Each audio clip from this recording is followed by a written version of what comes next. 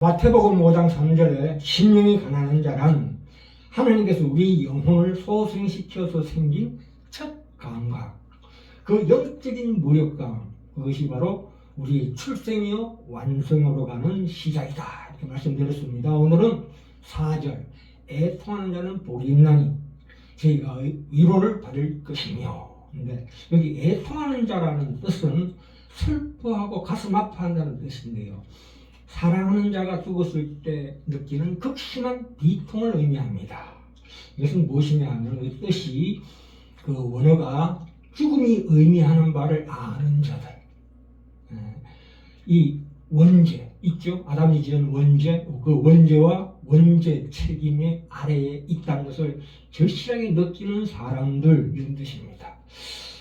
마태복음 5장 4절에 애통하는 자는 복이 있다. 애통하는 자라는 것을 야고보서 4장 9절에서도 말씀하고 있는데요, 너희 웃음을 애통으로, 너희 즐거움을 근심으로 바꿀지어다, 이렇게 말씀하고 있습니다. 물론 웃음은 하나님이 주시는 선물입니다. 시편 126편에 성전에 올라가는 너희 기도에서 그때는 우리 입에는 웃음이, 우리 혀에는 찬양을 찾아보라, 이렇게 나옵니다만은 여기서 얘기하는 너희 웃음, 너희 즐거움을 애통이나 근심으로 바꾸라 했을 때 이 웃음이나 즐거움은 어떤 무지와 불신앙의 표현으로서 얘기하고 있습니다. 죄악 가운데 살 때 세상적인 만족에서 얻어지는 기쁨을 말하고 있습니다. 이 마태복음 5장 4절에 애통하는 자는 복이 있나니 라는 뜻은 자기 자신의 죄에 대해서 통회하는 자, 자기 자신의 죄에 대해서 통회하는 자. 우리는 죄라는 성분으로 빚어져 있어가지고 그 죄를 씻으면 나 자신 자체가 없어진다. 그래서 성령님이 반드시 내주할 수밖에 없다는 것을 깨닫는 자들입니다. 다윗이 그랬죠. 시편 51편 5절에 내가 죄악 중에 출생하였으며 모친이 죄 중에 나를 잉태하였습니다, 이렇게 말씀하고 있습니다. 여기서 또 저희가 위로를 받을 것이며, 애통하는 자는 위로를 받을 것이며 했을 때 그 위로라는 것은 위로함이라는 뜻인데요, 곁으로와 부른다의 합성어입니다.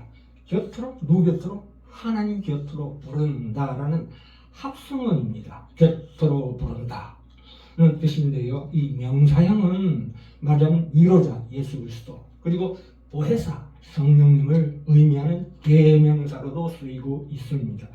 사람은 슬픔에 처했을 때, 이 애통에 처했을 때만 이웃과 하나님을 발견할 때가 많습니다. 어떤 이런 체험을 거친 사람만이 다른 사람의 그 고통과 슬픔에 대해서 깊은 긍휼을 느낄 수 있기 때문입니다. 이 죄라는 것은 모든 슬픔과 고통의 원인이며 이에 대한 슬픔이 계속적으로 항상 우는 자입니다. 항상 우는 자로서 그 경건한 자, 항상 우는 자는 경건한 자에게 강조점을 두고 있습니다. 이 죽음의 고통을 가지고 나와 세상을 위해서 슬퍼하는 자라는 말씀으로 위로를 받을 것이다, 이렇게 말씀하고 있습니다. 그리고 이 슬픔에 대해서, 우리 슬픔 고린도후서 7장 10절에 분명히 나오지요. 이 하나님 앞에 하나님 뜻대로 하는 근심, 하나님의 뜻대로 하는 근심, 애통하는 것, 이것은 후회할 것이 없는 구원에 이르는 것이다. 구원에 이르는 것이지 이것은. 그러나 그 구원에 이르는 그 회개를 이루었나니, 그러나 세상 근심은 죽음에 이르는 것이다. 어떤 세상 근심입니까?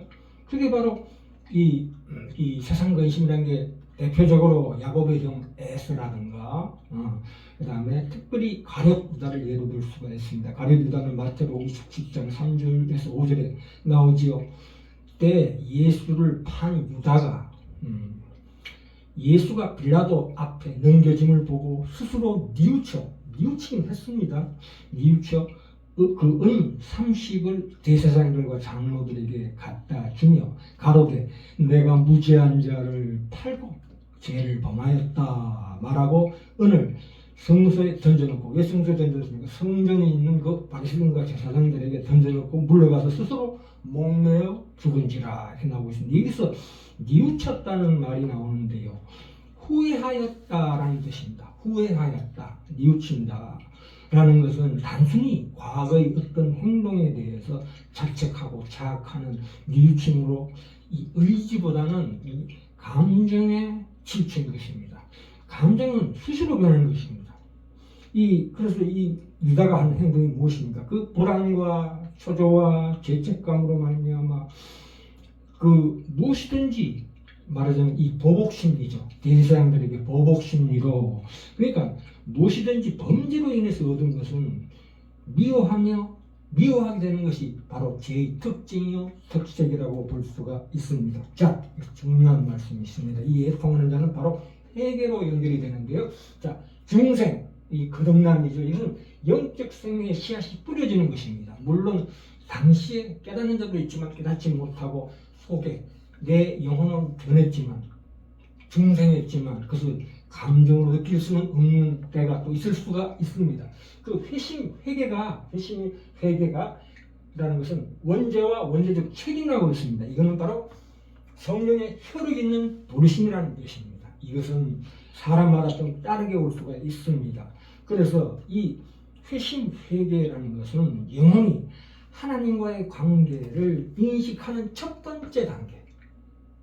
이 영혼이 이제 하나님과의 관계를 인식하는 첫 번째 단계, 그게 애통하는 자로 나타날 수밖에 없다, 이런 뜻입니다. 중생을 통해서 받은 새 생명이 처음으로 행동하고 나타나는 것을 의미합니다. 회개 회심은 그냥 감정으로 뉘우치는 걸로 끝나는 것이 아니라 반드시 행동으로 옮겨지게 되어 있다. 물론 거기에 감정도 추가됩니다. 의지가 추가됩니다. 자, 이 말씀이 어디 나오냐 하면 마태복음 21장 28절 32절에 나옵니다. 어떤 사람이 포도원에 가서 일하라, 맏아들과 둘째 아들에게 얘기했는데, 둘째 아들이 처음에는 실소이다 하였으나 나중에 뉘우치고 어떻게 했다고요? 갔으니라고 나옵니다. 이거 일시적 회심이라는 게 있습니다. 이게 중요한 것은, 일시적 회심은 어떤 거냐면, 어떤 사람이 죄를 포기하고 선한 삶을 살고 선을 행할 수가 있습니다. 어느 날 갑자기 나의 삶 전체가 완벽하게 변했다고 얘기하는 사람들이 있습니다. 그런 간증이 많이 나오죠. 그러나 것은 심리학 책에서나 볼 수가 있는 것입니다. 예. 갑자기든 점진적이든, 어떤 사람은요, 나이 7순이 넘어서 예수 믿고 난 다음에 한참 지나서 이런 상황을 깨달을 수가 있습니다. 갑자기든 점진적이든 필수적인 것은 아닙니다만, 그 천성과 기질과 감정에 따라서 천차만별로 나타나게 됩니다. 반드시 이런 것을 경험하게 되었습니다. 애통하는 이 경험을 반드시 하게 된다는 것을 분명히 생각했어야 합니다. 아까 둘째 아들이 뉘우치고 갔으니 반드시 행동은 필수적으로 회개에 따라붙는 것입니다. 이 애통해하고 회개하는 데에도 분명히 하나님의 은혜가 등장하게 됩니다. 회개라는 것은 사람들 편에서 행동을 취하도록 이끄는 하나님의 선물입니다. 구약 스가랴서 10장 10절에 보시면 하나님은 자기 백성에게 은총과 강구하는 심령을 부어주실 것이다, 이렇게 말씀하고 있습니다. 이 은총과 강구 없이는 회개가 있을 수가 없습니다. 신약에 보면 베드로가 그랬죠. 이스라엘에게 회개함과 제사함을 주시려고, 분명히 회개함과 제사함 받는 건 당연한 거죠. 그러나 회개함도 주신다고 말씀하고 있습니다. 그래서 그를 예수 그리스도를 오른손으로 높이사 인륜과 구주로 삼으셨느니라, 사도행전 5장 3절에 나오고 있습니다. 사도행전 11장 18절에도 고넬료의 회심에 대해서 베드로의 이야기를 들은 사람들이 어떻게 반응했습니까? 그들이 이 말을 듣고 잠잠하여 하나님께 영광을 돌려 이르되, 그러면 하나님께서 이방인에게도 생명 얻는 회개를 주셨도다, 이렇게 말씀하고 있기 때문입니다. 그래서 이 회개에 관여하는 영역, 우리 존재의 회개에 관여하는 영역이라는 것은 행동에 따르게 되어 있고, 물론 감정도 감정, 그것이 무엇입니까? 애통하는 자, 이 가장 중요한 그 증상입니다.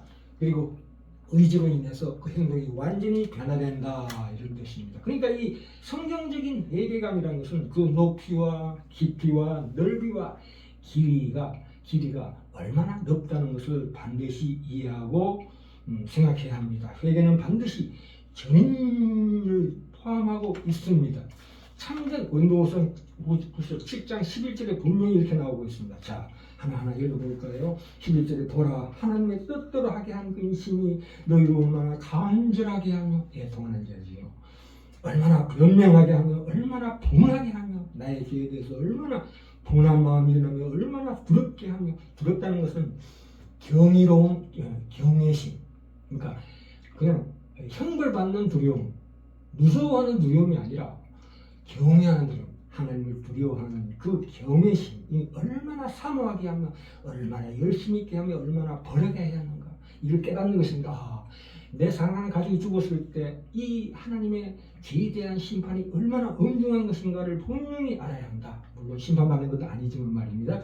너희가 이 일에 대해 일절 너희 자신이 깨끗함을 나타내느니라. 그래서 애통하는 자를 통해서 그 뒤를 이어서 마음이 청결한 자는 복이 있나니 이렇게 나오는 것입니다. 자, 오늘 제목 애통하는 자와 참된 회심의 영역이라는 것은 회심에 관여하는 우리 존재의 영역, 그것은 바로 행동이 따라야 되고 감정은 물론이고 의지가 반드시 따라야 되는 가장 중요한 하나님의 역사, 은사요 선물이다, 이렇게 이해하셔야 합니다.